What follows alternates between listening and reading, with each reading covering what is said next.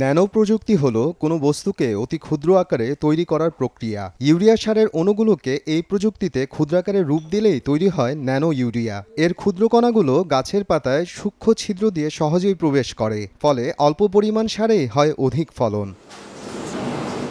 দেশীয় প্রযুক্তি ব্যবহার করে ন্যানো ইউরিয়া উদ্ভাবন করেছেন যশোর বিজ্ঞান ও প্রযুক্তি বিশ্ববিদ্যালয়ের অধ্যাপক ডক্টর জাভেদ হোসেন খান। 7 বছর গবেষণার ফল এই ন্যানো সার। গবেষকের দাবি, তিনি এই বিশ্বের প্রথম ন্যানো ইউরিয়া উদ্ভাবক। তবে রাষ্ট্রীয় পৃষ্ঠপোষকতার অভাবে এখনও পেটেন্ট নিতে পারেননি। প্রথমে আমরা ন্যানো ইউরিয়া তৈরি করি 2019 সালে, এবং সেটা গবেষণা 2 বছর ফিল্ড ট্রায়াল করার পর 19 সালে আমরা পাবলিকেশন করি আমেরিকাতে, আমেরিকান কেমিক্যাল সোসাইটি জার্নালে, এবং প্যাটেন্টও জমা দিই সরকারকে 19।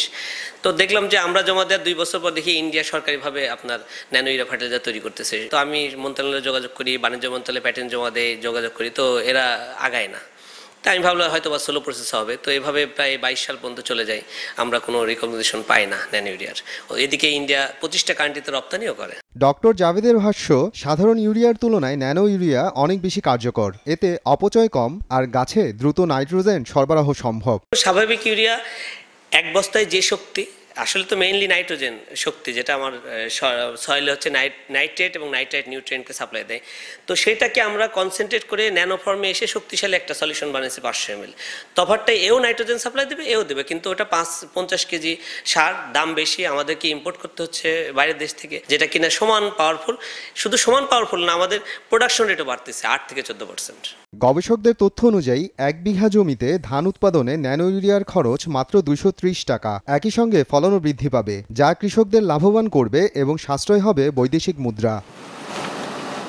বাজারজাত হলে আমদানি নির্ভরতা কমে সরকার বছরে প্রায় 22,000 কোটি টাকা সাশ্রয় করতে পারবে বলেও আশাবাদ জানিয়েছেন গবেষক। যুদ্ধময় পরিস্থিতিতে নিজেরা যদি আমরা সেলফ ডিপেন্ডেন্ট হই, আমরা যদি ন্যানো ইউরিয়া তৈরি করে কৃষকের হাতে তুলে দিতে পারি, এবং এটাতে আমার 66% যদি ইউরিয়া আমদানি সাশ্রয় হয়, তাহলে তো হাজার হাজার কোটি টাকা সেভ। ন্যানো ইউরিয়া ব্যবহার করে কম খরচে অধিক ফসল পাওয়ায় খুশি চাষিরাও। এখন বাংলাদেশের কৃষকদের মধ্যে যে একটা টেন্ডেন্সি আসতেছে যে নতুন টেকনোলজি অ্যাডাপ্ট করার, এটা আমরা মনে করি যে হচ্ছে যদি প্রোডাকশনে আসে বা কোনো কোম্পানি নিয়ে আসে বা সরকারিভাবেও যদি আসে, সেটা হচ্ছে কৃষক পর্যায়ে সাড়া পেতে খুব দারুণভাবে সাড়া ফেলবে, আমি আশাবাদী। ন্যানো ইউরিয়ায় যে ধান করা হয়েছে আমার দিয়ে, এই ধানটা আমার কাছে পছন্দ হয়েছে, কিন্তু আমি আমার কায়দায় ইউরিয়া দিয়ে যে চাষটা করেছি, আমার ওই ধানে অতিরিক্ত পাতা হয়েছে। আমি কিছুদিন আগে কারেন্ট পোকা তেল দিতে যে আসলে ওর ভিতরে ঢুকে গাছে কোনো বল নেই। 20 থেকে 22 মন হবে, আর একরে 25 মন 26 মন ফলন পাবো আমরা ন্যানো ইউরিয়ায়। সব মিলে আমাদের এতে লাভবান। ডক্টর জাভেদ জানান, সহজলভ্য দেশীয় রাসায়নিক উপাদান দিয়ে স্বল্প পরিসরে ন্যানো ইউরিয়া সার কারখানাও তৈরি করা সম্ভব। ল্যাবরেটরি রিঅ্যাক্টর থাকবে, আমরা অ্যাভেলেবল কেমিক্যালস দেশে যেটা আছে সেই কেমিক্যালস দিয়ে তৈরি করব। ইউরিয়া একটা কেমিক্যাল ফার্টিলাইজার, এটা অর্গানিক কিন্তু ন্যাচারাল না। সুতরাং আমরা ল্যাবরেটরিতে আমাদের ছোটখাটো ইন্ডাস্ট্রি দিলে এটা সম্ভব। বিশ্ববিদ্যালয় প্রশাসন বলছে, ডক্টর জাভেদের উদ্ভাবন কৃষকের কাছে পৌঁছাতে তারা সরকারের সঙ্গে সমন্বয় করে সর্বোচ্চ সহযোগিতা করবে। ডক্টর জাভেদ যদি কোনো উদ্যোগ নেন যে ওনার এটা তৈরি করতে কী ধরনের ইকুইপমেন্ট লাগবে এবং এটাতে কী ধরনের ফান্ডিং লাগবে, তখন আমরা সেই প্রপোজালগুলো আমরা সংশ্লিষ্ট মন্ত্রণালয় বা সরকারি সংশ্লিষ্ট দপ্তরের সাথে আমরা যোগাযোগ করবো, করে সেটি ফান্ডিংয়ের যদি ব্যবস্থা করতে পারি, তখন এই প্রোডাকশনটা পাইলট স্কেলে হবে। যখন পাইলট স্কেলে হবে, তখন আমরা অনেক সংখ্যক কৃষককে এটা দিতে পারবো।